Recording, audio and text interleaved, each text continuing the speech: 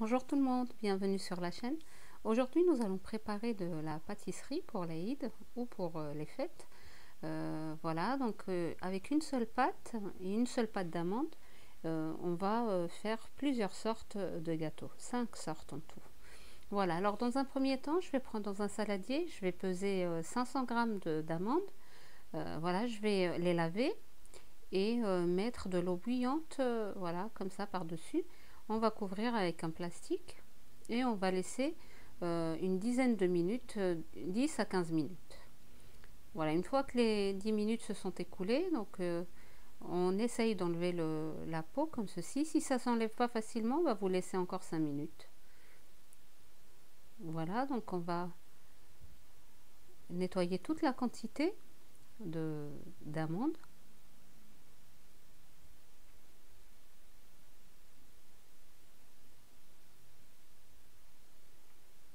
Voilà, donc si vous ne voulez pas passer par cette opération-là, bien sûr, vous avez des amandes en poudre qui se vendent. Vous pouvez prendre directement les amandes en poudre, si vous n'avez pas le temps.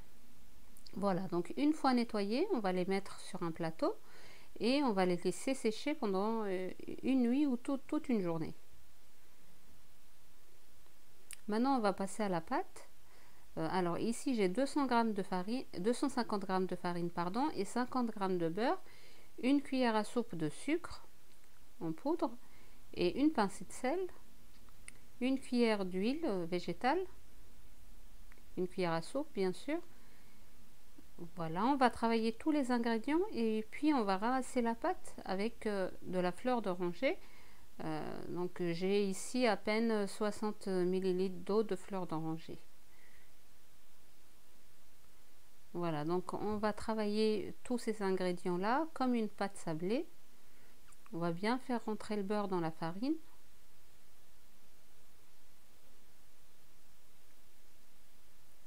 Voilà, une fois qu'on a une pâte sablée, en gros, on va dire. Voilà, on va commencer à rajouter de la fleur d'oranger. Voilà, petit à petit. Voilà, bien sûr, il faut obtenir une pâte dure, hein. Il ne faut pas la ramollir, il faut vraiment la faire dure dès le départ. Donc on rajoute petit à petit jusqu'à ce qu'on obtienne une pâte dure. Puisqu'on va la laisser reposer aussi, vous pouvez la laisser toute une nuit, il n'y a aucun souci. Ou la faire le matin pour le soir, mais l'important c'est de la laisser reposer cette pâte.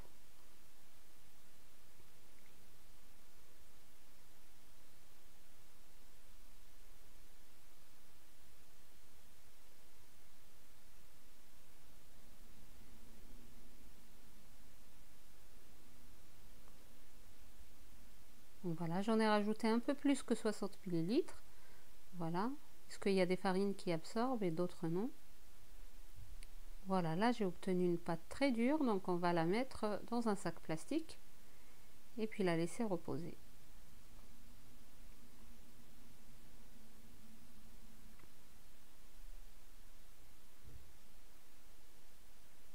Voilà, une fois que la nuit ou toute une journée s'est passée, s'est écoulée, donc on va les moudre. Voilà, il faut obtenir une pâte en fait avec.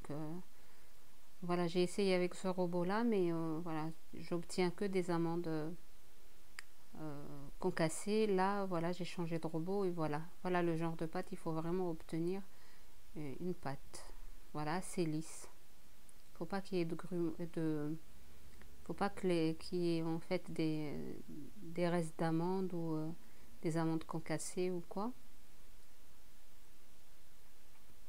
Voilà, ici mes amandes ils sont très bien moulus, donc s'ils ne sont pas très bien moulus, une fois que vous avez rajouté la quantité de sucre, vous pouvez les remoudre encore une deuxième fois.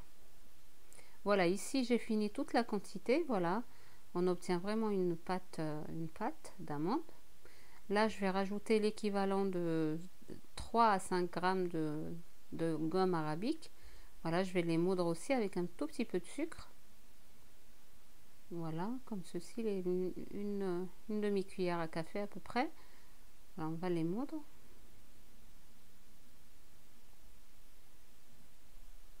Voilà, on les met dans la pâte d'amande. Voilà, je vais encore... là, il faut vraiment les rendre très lisses. Voilà. Voilà, et on va rajouter la quantité de sucre. Donc, on a 500 g de farine.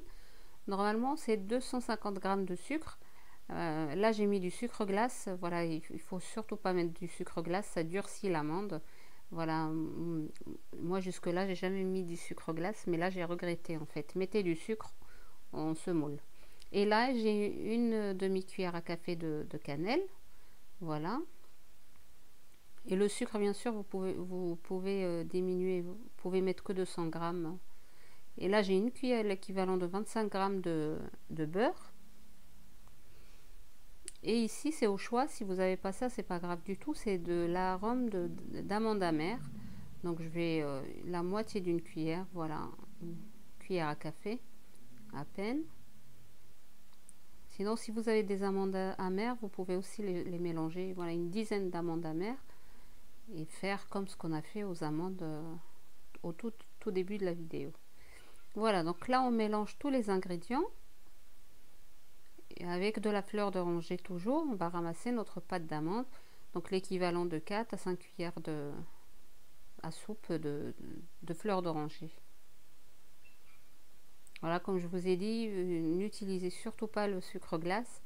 Moi, c'est la première fois que je l'utilise et il m'a durci la pâte et j'ai galéré un petit peu pour la faire, pour la façonner, pour le façonnage. Donc, utilisez du sucre, on se moule, j'insiste. Voilà, donc pour la fleur d'oranger, on ajoute vraiment petit à petit, puisque la pâte d'amande, normalement, elle ne prend pas énormément. Et là, c'est le sucre glace qui me retarde l'opération.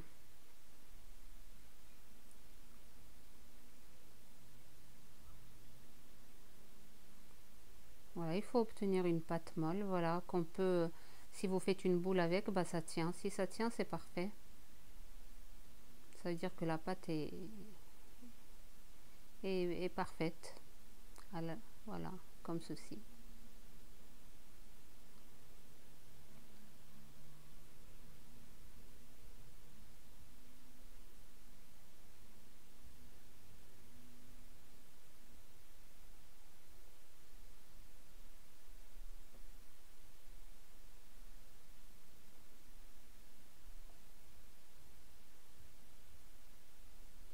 Voilà, et c'est important aussi de travailler bien les amandes comme ceci.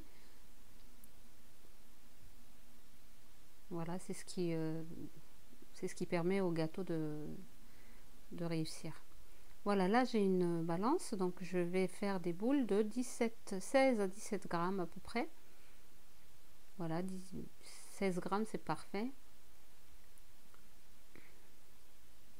Donc voilà, vous pouvez le faire aussi à vue d'œil, comme ça, sans la balance. Mais pour que ça soit tout pareil, donc utilisez une balance et faites des boules de 16 grammes. Voilà, une fois terminé, donc on va passer au façonnage.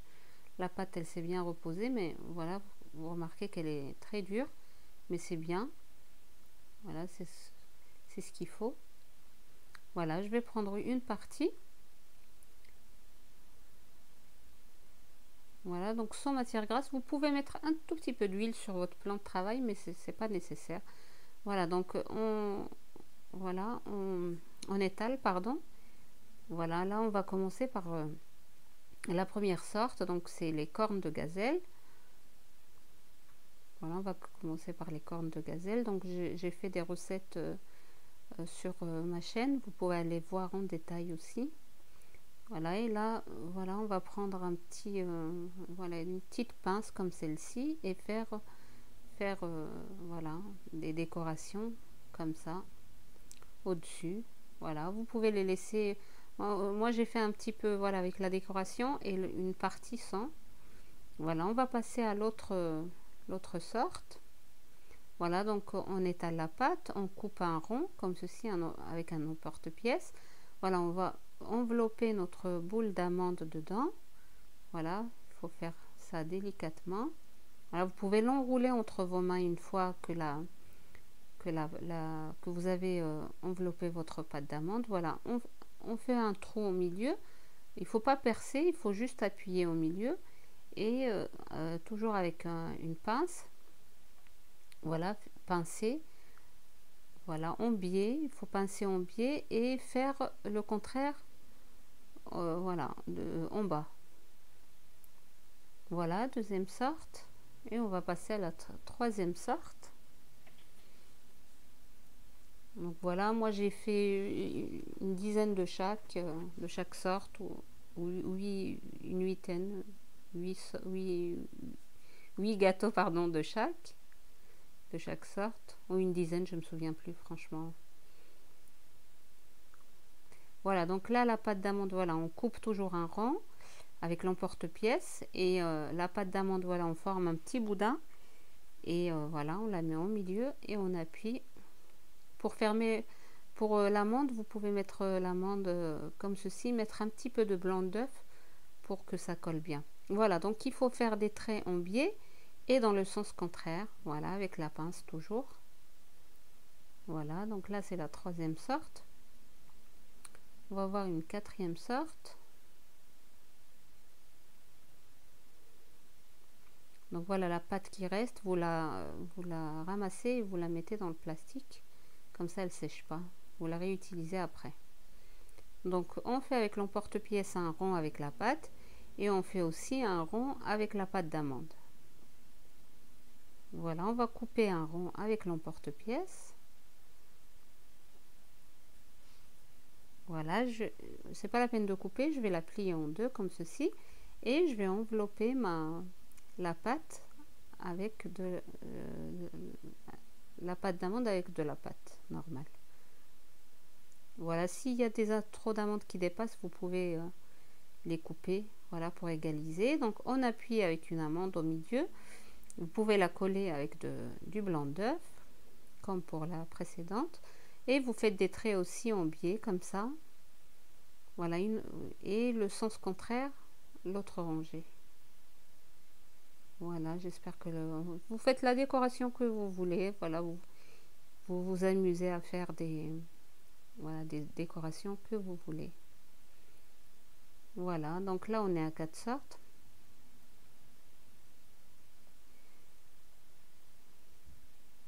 Voilà, au début j'ai hésité de faire la 5e sorte, mais finalement, voilà, je vais vous montrer une 5e sorte. Voilà, donc on étale un peu de pâte, voilà, on coupe un carré comme celui-ci. Voilà, on va donc avec la boule d'amande, on va faire un boudin assez long cette fois-ci, pas comme le précédent. Voilà, un petit peu plus long. Voilà, et on va, voilà, comme enrouler la pâte comme ceci, comme vous m'avez vu faire. Voilà, on coupe ce qui dépasse, on pince bien pour fermer. On prend une amande, on la met au milieu. Voilà, et on va prendre la pince et on va mettre des traits, voilà, en biais et dans le sens contraire.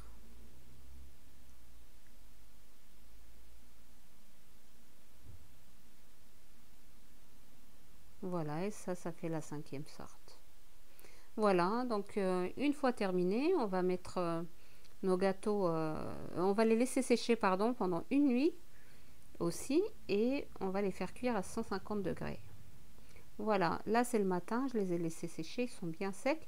On va avec une aiguille stérilisée, bien sûr, on va faire des trous pour les cornes de gazelle. Les autres, pas besoin puisqu'on les a pincés, donc pas besoin. Juste pour les ronds, là, à côté des cornes de gazelle, vous pouvez mettre un trou au milieu, là où c'est creux, dans le creux du milieu. Voilà, sinon les autres, pas nécessaire. Et là, je les beurre, on va les beurrer un petit peu avec du beurre fondu avant de les rentrer au four. Voilà, et les faire cuire à 150 degrés à peu près pendant une dizaine de minutes, ça prend pas beaucoup de temps. Voilà, une fois qu'ils ont pris une belle couleur dorée comme ça, voilà le résultat. J'ai mis un petit peu de nappage, ou je pense que ça s'appelle de la brillantine aussi. Ça s'utilise en pâtisserie. Voilà, j'ai passé un coup pendant qu'ils sont encore chauds. Voilà, c'est ce qui permet de donner cette brillance-là. Voilà, c'est la fin de notre recette. J'espère qu'elle vous a plu. N'hésitez pas à vous abonner, liker et à partager la vidéo. Et je vous dis à très bientôt pour une nouvelle recette.